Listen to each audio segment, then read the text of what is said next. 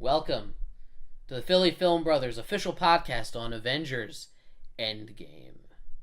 Warning, there will be spoilers.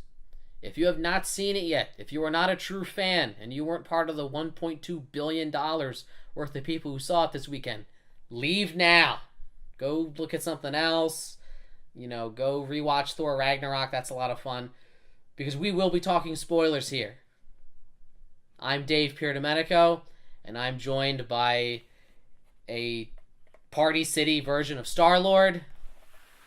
I'm only in the movie for 5 minutes. Yeah, why are you wearing a costume of a character that barely gets any screen time? This was my Halloween costume. I know it was. But why are you wearing it now? That's because I don't have a Marvel shirt. And yeah. So, hi everybody. I am Chris Pierdomenico. Endgame. Endgame. End to the game. What a ride it was. It's hard to really know what to say after. I mean, they really went all out with this thing. They went all out, but they took every expectation we had, and in like the first 15-20 minutes completely threw it out the window. Yeah, I thought that was cool. So, again, spoilers.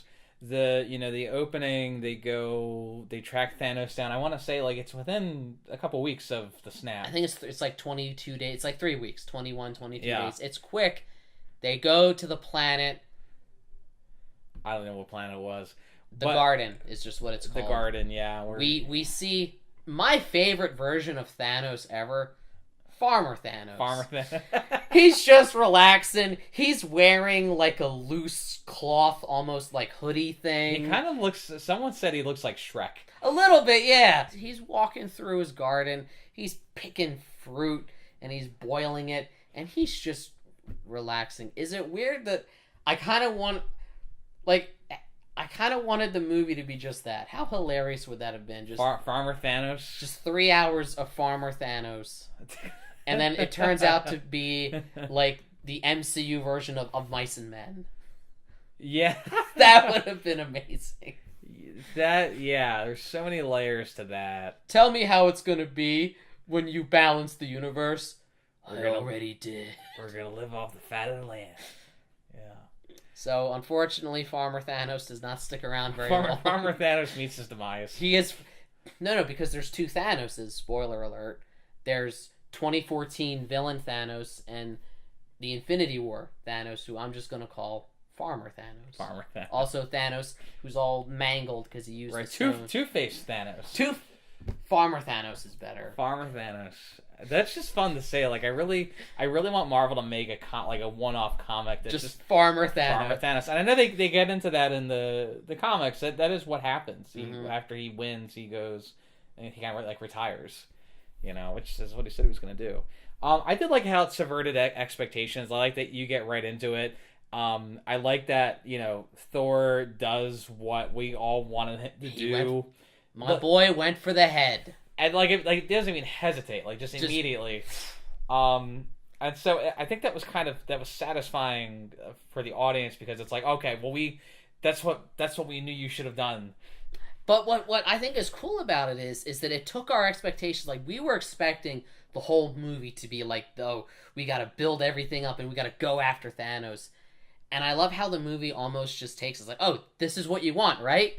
Right? Yeah. Oh, they went and did it. You're only 20 minutes in. Well, what now? Right, yeah. When I saw it, I'm I guess this is going to be a shorter movie than I thought. And then when it goes to 5 years later, I'm oh. Yeah, they're really... Okay, this is... Well, and they're letting the impact of what Thanos did in the last one really take effect in the world. Mm-hmm. The world has really changed. And I thought that was interesting. I thought it's better than if they just reversed it immediately. I'll say this. One huge silver lining, I'll bet traffic is so much better in the new world. You can probably get through one end of Manhattan to the other in less than an hour now. Well, it seemed like some cities were hit more than others. It looked like San Francisco was really hit. I mean, it's trash, but they're still, But that's the point, is that any place you lose half the population. But I wonder, is it half the population of the world total, or does each city lose half its people? Like, they don't really get into that. And I like how they deal a little bit with how this affected, like, regular people. Like, there's the guy in the support group that says he went out on the date. That was one of the Russo brothers. Yeah. I don't remember which one. I would have liked to have seen a little more of just how the world changed the world. Like, I'd be very curious, like, what does, like, TV news look like? Nah, it's probably just as bad. It's probably incredibly fair and balanced. All right, that was good. I'll give you a high five for that. But I really well liked the memorial wall they had in San Francisco. Well, I feel like that should have been much larger for a city of that size. Well, they don't show you the whole park. No, but I think that was reminiscent, obviously, of the war memorials. What it did a great job of doing, sort of jumping 5 years later, is you kind of saw how each Avenger dealt with that loss and that grief and the defeat. And I felt like Infinity War was very much Thanos' movie. This was the Avengers movie. This was showing how each of them kind of processed it in a different way. Like how Thor really let himself go. Yeah. And I think it did a really good job of wrapping up the storyline threads of, at the very least, the main six. The original six. It did. And we'll get into that in a little bit. But, so time travel, which is always kind of dicey territory for me. So, that bothered me. It's interesting. You know who's the real hero of the movie? Who? The rat. Yes, the rat who got Ant-Man out of Ant-Man's van just realm. By chance. Like, I hope they paid that rat well. That rat saved the universe. That's kind of ridiculous too. I'll bet you that rat was Splinter. It probably was. Here's the thing with time travel. It's been in countless movies. I know they made a big deal about how, we're going to do it right in this movie. They still don't. No. Only one movie has ever done time travel perfectly correct, sort of within its own internal logic. And that is? That was J.J. Abrams' first Star Trek movie, where it just created an alternate reality and there was no going back and forth. Totally wrong. The older actors look different. Okay. Boom. That's irrelevant. What I'm saying is, you can either have it be that, or you can have it be where it's a loop and whatever you do affects the timeline you're in. And Endgame kind of did both. And that doesn't make any sense. It didn't make sense, no. Because on the one hand, you have them plucking the stones from other timelines, which they say Cap returned them. But at the same time, you have Tony Stark using the gauntlet to wipe out Thanos and his army. Well, that was the 2014 version of Thanos. Now, if that's an alternate timeline, if that's how it truly worked, it was alternate timelines, then when Cap travels back to put them back, he shouldn't be able to be sitting on that bench as an old man, because that would put him in the same timeline. That would be a splinter of that timeline. But what I'm saying is, they did it both ways and they screwed it up. Either Cap should not have been able to be on that bench because he would have gone to an alternate reality, or by wiping out 2014 Thanos and his army, Tony Stark creates a giant paradox, because then Infinity War never happens. And I want to say, I know I could probably speak for you on this. There's a lot we love about this movie. This movie is excellent. There is. I loved it, but they didn't. The time travel was what hung me up the most. And to be fair, very few movies have done that well. I think the first two Terminator movies did it pretty well. Back to the Future to some extent, but it's kind of the same thing, and it's funny because they do reference all the other movies to do it wrong, just for them to do it wrong, including Hot Tub Time Machine, which Sebastian Stan is in. That was funny. Or the fact that movie came out in 2010 after Iron Man, so they're referencing that like Hollywood, like that movie still came out in a world that Iron Man existed in. Right? Yeah, I know. So yeah, that was the big thing. And then you think, okay, well, if they killed 2014 Thanos, then he never would have done the snap in the first place. Exactly, that creates a paradox. Unless that was an alternate timeline Thanos, it's okay. But then, if it works with alternate timelines, Cap should not have been sitting on that bench. And I think maybe the biggest thing for me is Nebula, who, by the way, I thought Nebula was great in this. She was brilliant. I think this was her best movie, I think. And I love seeing her and Tony Stark. Like, I mean, they're so different.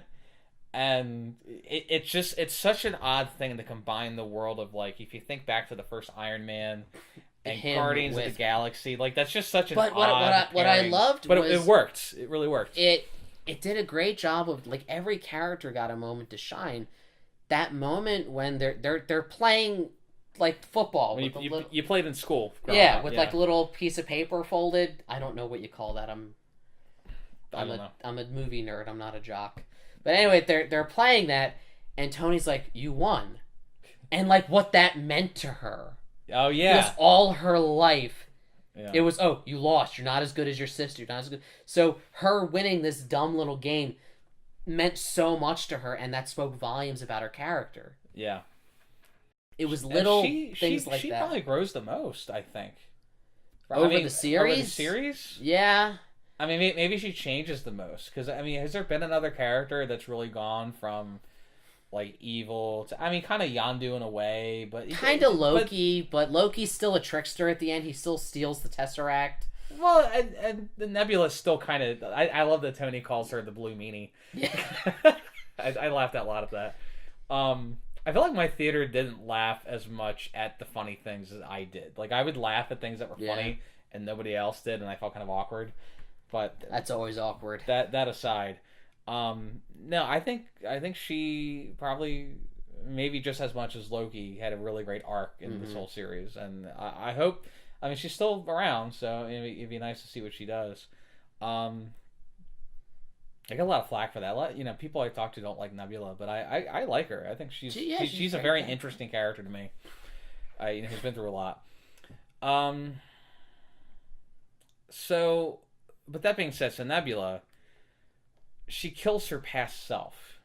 Which, again, it's okay if that's an alternate timeline. Yeah. But the fact that Cap was there on that bench says it wasn't. It's a loop. So is that the one thing that screws it up? Yes. If Cap was not on that, if they just lost Cap and we just saw him dancing with Peggy, but knew that was an alternate timeline, it would work. But how's he gonna pass on the shield to Falcon? And I'm saying that one scene ruins everything. It throws a wrench into the internal logic of it. They almost got it right. I got some other issues with the time travel. First of all, like, I know Thanos is Thanos, but how did he know what to do with the Pym particle? He had access to Nebula's memory. He went through it. Right. So you have to assume that everything Nebula has seen since Infinity War, he looked at. I just felt like, man, this is awfully convenient. And it's funny because I was thinking about the movie, and I'm like, man, if that's just so weird that Thanos had access to present Nebula's thoughts. Well, because it's programmed in there. Yeah. I'm like, man, if he didn't have that, it would have been... They did think about that. They did. Yeah. I loved at just, again, talking about the time travel, it was a great opportunity for them to, this movie was meant to wrap up sort of the Infinity Saga of the MCU and the 21 movies that came before it. It did a great job at kind of, like, paying tribute to those movies. Like when, we're going to go back to the first Avengers. We're going to go back to Guardians. And we're going to go back to, of all places, Thor the Dark World. Right, which I never thought... The least favored movie in the whole franchise. Well, I loved that they had... since Civil War, we've known that Tony Stark really had unresolved things with his father, and he gets a chance to deal with that. That was cool. I thought that was great. And it could have been cheesy, but it wasn't. And I love that Thor got to talk to his mom again. And there's little things here. I mean, there's in the MCU, there's a lot of dealing with death of parents. Yes, there is. And it was just kind of nice to see that. But I think overall, if you had to say this was anybody's movie, it was really Iron Man and Captain America. This was they were the two. They've been the heart and soul of this franchise since the beginning. I loved Cap's moment in the Battle of New York where they referenced that elevator scene in Winter Soldier, and he uses his future knowledge that those guys are secretly Hydra to make them think he's one of them to take the scepter. That was brilliant. That was cool. Well, and it's funny, it references, there was a very controversial comic that came out a couple years ago. Where Cap turns bad. Well, supposedly. Yeah. And they referenced that there. And I thought that was them referencing when to see our Cap say, "Hail Hydra," but it's a trick. He's tricking Hydra. And I was laughing because I'm like, oh, that's a reference to the comic. Oh, it was. It definitely was. Yeah. It was cool to see all those other actors from before. How about the Ancient One coming back? I was really surprised to see her. And that helped address when people say, "Oh, when Doctor Strange, where were you guys in the Battle of New York? She was on her roof fighting the Chitauri." That was really cool to see. Was she fighting the Chitauri? She was. She was using her powers and helping to fight them all. Okay. So it was showing that she was there helping, even though we didn't see it back then. Yeah, I thought she had a really great conversation with Bruce Banner. It was just really, I was never bored in this movie. Let's talk about Bruce Banner. Bruce Banner, I loved it. I thought it was great what they did with him. It's because he's not the Hulk.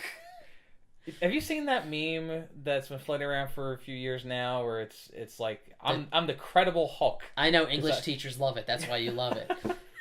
I'm the credible Hulk with the glasses, and I back up all my rage with facts and statistics. But that's who he was. He was the credible Hulk in this, and it was cool to see. But I felt like I wanted Hulk to smash stuff, and he was very reluctant to smash anything. Yeah. But it kind of makes sense for the character. It kind of made sense from last time. Yeah, but then at the same time, it turns him into Beast from XMen. That's Beast's thing. Yeah, well, Beast can kick ass too. And but that's his thing. Like maybe Hulk could have kicked some ass. I agree. Like I would be just as weirded out to see the Beast acting mindless and smashing like the Hulk normally does. Yeah. Well, apparently this character was in the comic too. They had like Professor Hulk. No, he is. I know. It's just I'm not saying. I'm against them using. I'm just saying I wanted to see the Hulk come out of Sure. No, I get that. Which all we get of him is when they go back to the Battle of New York, we see him a little bit more. I like that he's whining about the elevator and he's, he gets upset. Yeah. Or that Loki just... I love that Loki just disappears and, I would love if they reference that in the Disney Plus series or something. That was for every Marvel fan who was upset to see him die. Well, at least in that timeline, he gets away. But he pieces out. But does he, though? Does that affect the future? Because it does, because Cap was on that bench. So Loki could still be alive then, because he escaped. Don't bring him back. He's coming. No, I guess not. Like he still would have gone through the events of Dark. Maybe, I don't know. If he ended up back on Asgard, yeah.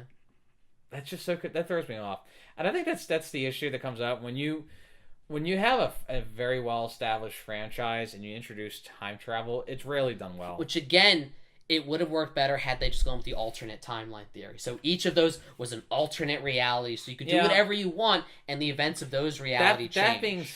That being said, I love the scene with Captain Joe Biden. Captain Joe, he did look like. Because I'm like. Joe Biden? I'll say this. Chris Evans did a great job playing the old man. Was that him? Yeah. Okay. That was him in makeup.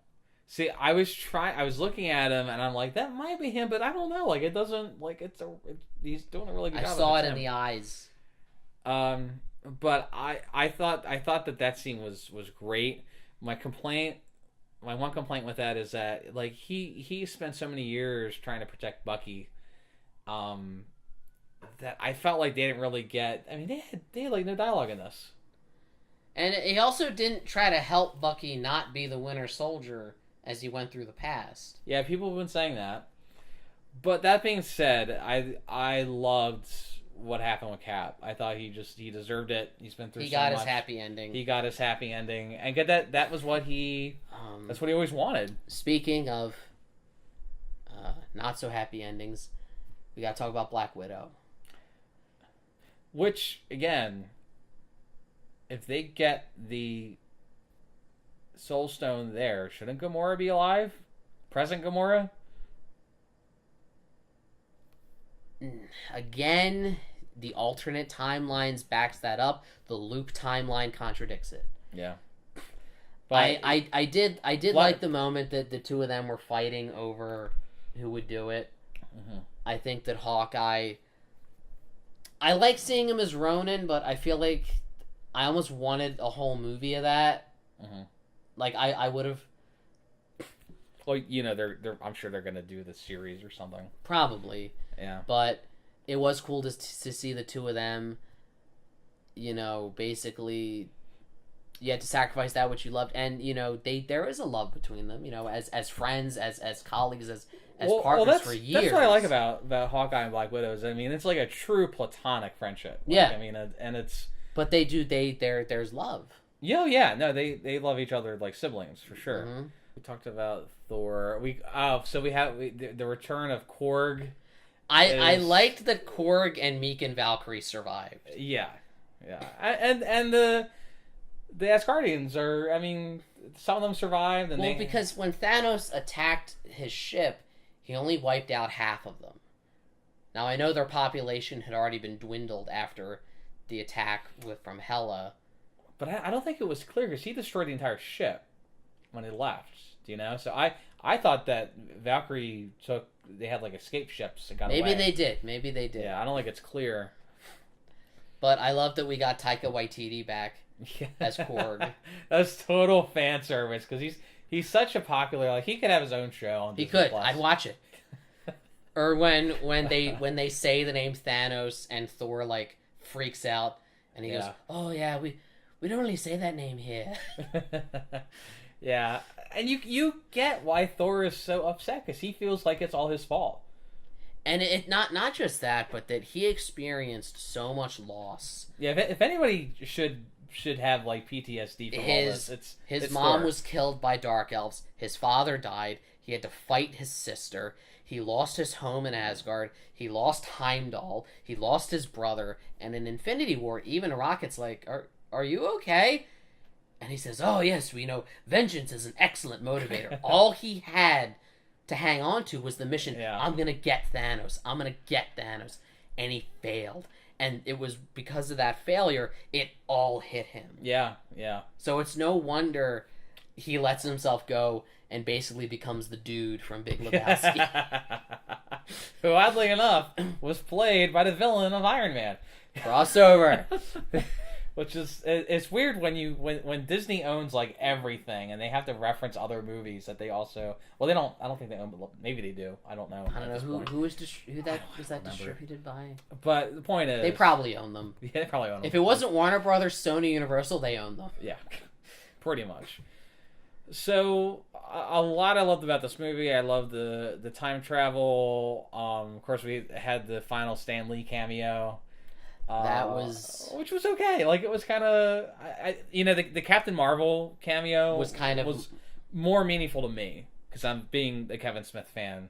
But it was very bittersweet knowing this is the last time we're gonna see him in a movie called Endgame. Like that, this was the last one. What did he say? Make love, not war. Yeah, it was in the scene in 1970. Yeah. When he's like a hippie, and he just drives off into the distance. Yeah. So. I like to think that's actually Stan Lee just driving off. Gabe, my roommate Gabe he was really hoping that when they restored everybody that you would see Stan and that would be the cameo like that, but like he'd be playing like another character that would almost be too painful. Yeah, I guess it would have been. That would have been too much. Yeah. I have to say, man, the final battle was cool. That was just, we finally got everybody on one battlefield. That was just radically cool. I would say I think just as good as a Lord of the Rings battle, and so in a different way, but epic in an epic way that has been built up, and we know all these characters. Mm-hmm. It was something. It was awesome. I love that they just all came through the portals, and they're just it's the ultimate face off. When I in my theater, the moment the Cap wields the hammer, everybody was cheering. Yeah. All along, we knew he was worthy. Mm-hmm. Yeah, and that was one of the coolest images I think from the entire franchises. Cap with the shield in one hand and the hammer in the other. Yeah. And even, and we'll get to the funeral scene, but I do kind of the same thing. You see everybody, all the characters you love, and I from a tech standpoint, I'm trying to figure out, like, how do they do that? I know all those people were not there at the same time. It was probably all green screen. But it just everybody. I mean, you had Aunt May was there. Even the kid from Iron Man 3. Which, when I saw him, I'm like, I bet that's the kid from Iron Man 3. He was that teenager that was... Yeah. See, I recognized him better because he was also the kid from Jurassic World and Insidious. Oh, okay. See, I didn't recognize him, but I'm like, that probably is the kid. He's older, but when I saw his face, I'm like, that's him. I recognize his face. It'd be fun if they do something with him later. That that'd be cool to see. They continue Iron Man's legacy, but I did love that shot of just it's everybody. You have Black Panther. You have all the Guardians are there. Even Hank Pym showed up after all the smack he talked on the Starks. Hank Pym and what's his wife's name? Michelle Pfeiffer. Hank Pym and Michelle Pfeiffer. The actress Michelle Pfeiffer was there playing herself. Yeah. But it was a really great send up. I was a little brokenhearted about Iron Man. I thought it was a great way to go out. Like, if he was going to go out anyway, that's the way you had to do it. The franchise started with him, and in a way, it kind of had to end with him. But what I loved about his character, the thing I was most looking forward to in this movie going in was the reunion and the reconciliation of Cap and Iron Man. Mm-hmm. We get that a little bit, and we get it a little, not as much as maybe I was. I was hoping for more too. But I love that, when he first comes back, he is mad at Cap. He's like, you weren't there. Yeah. Well, he was on Earth. He was somewhere, and the Russos have even said that the main reason why Thanos won in Infinity War was because the two of them weren't together. Together, they could have stopped. They could have found a way together, but it's that they weren't. Mm-hmm. If Cap had been on Titan, or if Iron Man had been in Wakanda, they would have figured out a way. Yeah. But what's so compelling about Iron Man and sort of his way of dealing with the grief, more so than anyone else, he moves on. Yeah. He moves out in the middle of nowhere with Pepper, and he has a daughter. Farmer Iron Man. Not as fun as Farmer Thanos. That's the solution. Anyone that goes through something, become a farmer. You just go move in the middle and nowhere, become a farmer. We worked for Obi-Wan. Became Ben Kenobi. Hawkeye. Worked for Hawkeye. Just be a farmer. We are farmers. Dun, dun, dun, dun, dun, dun, dun. Yeah, they're not getting paid for that. No. But it really got to me because when the chance came that, we have this opportunity to go back and fix everything, and Iron Man's faced with that real choice. He's like, things worked out for me. Yeah. I've got Pepper. I've got a daughter, Morgan. Morgan, yeah. Named after Pepper's eccentric uncle, as he said in Infinity War. Oh, I forgot about that. Yeah, remember in Infinity War he says, I had like a dream about... Yeah, I remember the dream, but I forgot the Morgan part. Which means, I think Pepper was pregnant at that point in Infinity War, probably. No, that would make sense. She probably was already. Because the Morgan looks like she's like, it's been 5 years, and she looks to be almost 5 years old. Mm-hmm. So, and he's faced with that choice. Like, if I go do this mission... Mm-hmm. I can save everyone else who wasn't so lucky, but I risk losing what I had. And I think in the beginning we were thinking, what if he undoes everything and then he loses his daughter because they go back to Infinity War. Right. That's not what they did. Which isn't what happened, no. Yeah. But, he still lost his life, and... I think he tells Hulk, he's like, don't, just bring them back to now. Yeah, he didn't want to go back, and I gotta say, that hit me. I became a father recently. I thought about that. I have as of this recording, I have a daughter who is 7.5 weeks old. And I have a niece. Also, he has a niece, also 7.5 years old. Same. What a coincidence. What a coincidence. Same kid. Same kid. Yeah. Good kid. Yeah. But that really made me think. Like, it made me think about, like, I put myself in Iron Man's shoes, and I thought, I'd be torn between, I want to do what's right. I would want to help everyone else, but at the same time, I'd be thinking, I thought about my own daughter, and I thought about how now, since having her, it's true what they say, becoming a parent changes everything. Yeah. And it's made me think about, not that I'm like a daredevil or anything, but before I had her, I would have been more likely to do something, semi-risky. Right. But now it's like, I think about, well, no, she needs me.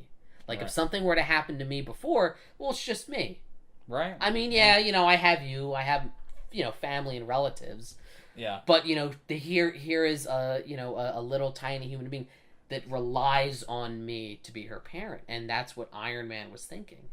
And he still chose to risk it because he's a hero. And to be fair, I was thinking, as cool as it was to see Pepper in action, I'm like, who do they leave this kid with? Happy. With Happy Hogan, yeah. I would love to have seen a cut to there where he's just babysitting. That would have kind of, It would have broken the tension, too much. But yeah.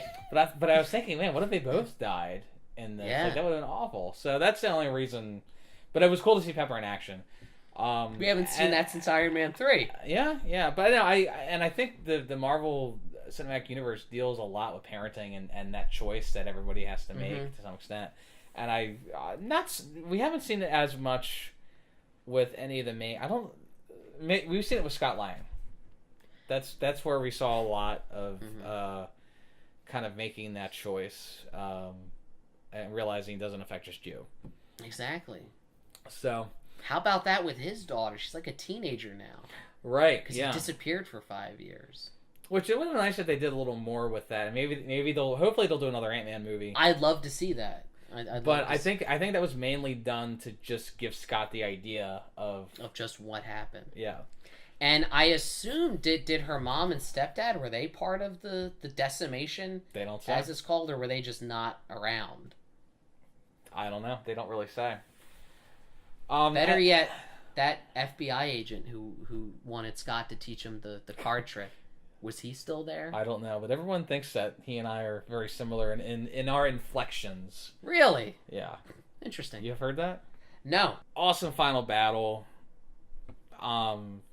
Really enjoyed it. I'm still a little confused about how, maybe they'll explain it in the next Spider-Man movie, but like if everybody was gone for 5 years and then suddenly came back, that raises a lot of questions. So like was Ned? We see Ned at the end, like Peter shows up and they're going to school. So maybe Ned was part of it. Are they all? Did they go back to the same grade? Like did all of Peter's friends? That's what it's that half of them were gone and half of them, or it might have been the whole school. I don't know. And I don't know that they're going to address that. But you think about it. Yeah, it was a happy ending for all the people that came back, but think about how many of their lives are ruined now. You come back, hey, I'm ready to come home. Oh, what's this?